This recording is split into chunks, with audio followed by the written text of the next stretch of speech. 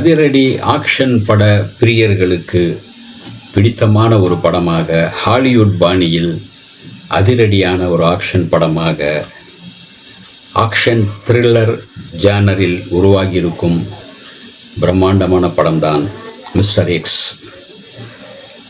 ஒரு பரபரப்பான ஒரு ஹாலிவுட் படங்களில் நீங்கள் பார்ப்பது போல ஒரு பின்புறம், அதாவது அந்த பனி படர்ந்த அந்த மலைப்பகுதிகள், அதை சுற்றி இருக்கின்ற மிகப்பெரிய கட்டிடங்கள் இதெல்லாம் என்று பார்த்து பிரமிக்க வைக்கும் அளவிற்கு ஒரு ஆக்ஷன் த்ரில்லர் படம்தான் மிஸ்டர் எக்ஸ். இந்தியா அமெரிக்கா இணைந்து நந்தா தேவி பகுதியில் ஒரு இரகசிய பரிசோதனை செய்ய மேற்கொள்கிறார்கள். எதிர்பாராத திடீர் என்று பனி சரிவு ஏற்பட்டு அந்த பனிமலையின் சரிவில், அந்த மலையில் பனியில் அகப்பட்டு அந்த முக்கியமான கருவி போய்விடுகிறது. பல ஆண்டுகள் கடந்து அந்த கருவி ரஷ்யாவின் கையில் சிக்குகிறது. பின்னர் ரஷ்யாவும் பாகிஸ்தானும் சேர்ந்து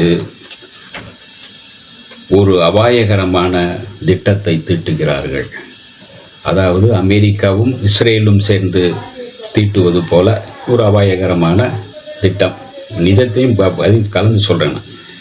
இந்த நிலையில் இந்தியாவின் ரா ஏஜென்ட் சரத்குமார் அந்த கருவியை எப்படியாவது மீட்டெடுக்க வேண்டும் என்று வந்து பல சாகசங்கள் செய்து ரஷ்யாவிடம் சிக்கிக்கொள்கிறார்.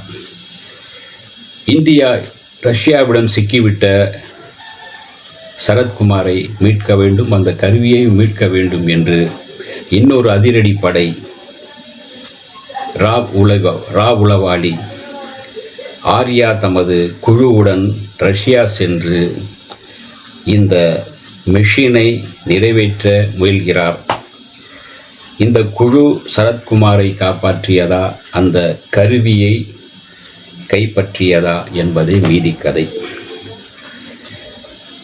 மிஸ்டர் எக்ஸ் படத்தில் ஒரு முக்கியமான கட்டளை இடுகின்ற ஒரு பெண்மணியாக, ஹாலிவுட்டில் சில ஒரு பெண்மணி இருப்பார்கள். ஹாலிவுட் படங்களில் பார்த்தீங்களா, நாட் 7 போன்ற படங்களில் நாம் பார்த்தீர்கள் என்றால் ஒரு பெண்மணி இருப்பார், கட்டளையிட்டு நீ இது செய் அது செய் என்று. அதுபோல் இதிலும் ஒரு பெண்மணி வருகிறார். அவர் முக்கியமாக படம் பார்த்தால் தெரிந்துவிடும். மிஸ்டர் எக்ஸ் படத்தின் பலமாக இருப்பவர் ஆர்யா. அவரின் நடிப்பு படத்திற்கு மிகப்பெரிய பலம் சேர்த்திருக்கிறது. அவருடைய அந்த பாடி, அந்த பில்டர், அவர் ஏற்கனவே ஒரு பாடி பில்டர், ஏற்கனவே அந்த ஸ்லிம்மாக அவ்வளோ அழகாக அந்த காட்சியை, ஒரு சண்டை காட்சியை மிக அழகாக நேர்த்தியாக அவர் செய்திருக்கின்ற விதம் பாராட்டக்கூடிய விதமாக இருக்கிறது. கௌதம் கார்த்திக் முதல் தடவையாக எதிர்நாயகன் போல கொஞ்சம் நெகட்டிவான ரோலில் கலக்கியிருக்கிறார். அவரை எதிர்பார்க்காமல் பார்க்க வைத்திருக்கின்றார், ரசிக்க வைத்திருக்கின்றது. படத்தின் மிகப்பெரிய பலம் என்றால் அந்த சண்டை காட்சிகள், அந்த பின்னணி செட்டிங், அதாவது அந்த மலைகள் எல்லாமே ஒரு இயல்பான ஒரு தன்மையோடு, பனிமலை சரக்கு இதெல்லாமே பார்க்கும்போது இயல்பாக நடக்கின்ற ஒரு இடமாக அந்த துப்பாக்கி சண்டை, நவீன துப்பாக்கிகளோடு போடுகின்ற அந்த சண்டை இதெல்லாமே ஒரு இயல்பாக நம் கண் முன்னால் நடப்பது போல் இருந்தாலும் கூட, திரைக்கதையில் இன்னும் கொஞ்சம் கவனம் செலுத்தி இருந்தால், திரைக்கதை இன்னும் கொஞ்சம் ஸ்ட்ராங்காக இருந்திருந்தால் படத்திற்கு மிகப்பெரிய பலம் சேர்த்திருக்கும். படமும் இன்னும் பரபரப்பாக பேசப்பட்டிருக்கும். ஆனாலும் இப்போதும் இந்த படத்திற்கு ஒரு பலம் இருக்கிறது.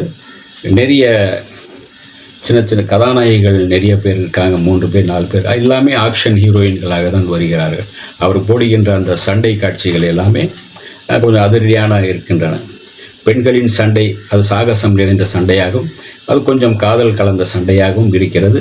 அதெல்லாம் பார்க்க ரசிக்க வைத்திருக்கின்றார் இயக்குனர். அதே போல் சஸ்பென்ஸ் என்று பெரிதாக இல்லை, அது சில இடங்கள் தெரிந்து விடுகிறது. மிஸ்டர் எக்ஸ் ரசிகர்களை கவரக்கூடிய அதிரடியான ஆக்ஷன் பிளாக் நிறைய உண்டு. ஆக்ஷனுக்கான அந்த காட்சிகளும் அந்த களமும் அதை பின்னணியும் அந்த கதை நடக்கின்ற கதைக்களமும் கதை நடக்கின்ற அந்த இடங்களும் அதை ஒரு பிரமிப்பை தோன்றுகின்றன.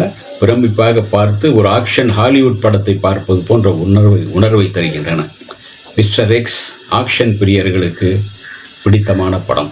இந்த வீடியோ உங்களுக்கு பிடிச்சிருந்தா லைக் பண்ணுங்க, ஷேர் பண்ணுங்க, கமெண்ட் பண்ணுங்க, சப்ஸ்கிரைப் பண்ணுங்க, மறக்காம பெல் ஐகானை கிளிக் பண்ணுங்க.